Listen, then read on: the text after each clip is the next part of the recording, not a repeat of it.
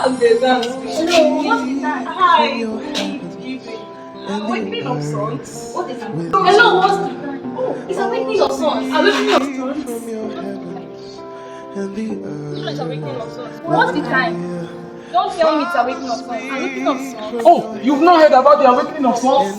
Awakening of Sons is hosted by SUCF. I'm not of SCCL. No, you don't need to be a member of SUCF. Okay. This is a joint Christian campus fellowship program, and it is held and hosted by SUCF on the 18th of May. Wow. Yes, students from different fellowship, Class Fund, CASO, SUCF, name it. Fellowships will be coming together to fellowship on the 18th. And it's going to be holding in 200 level class.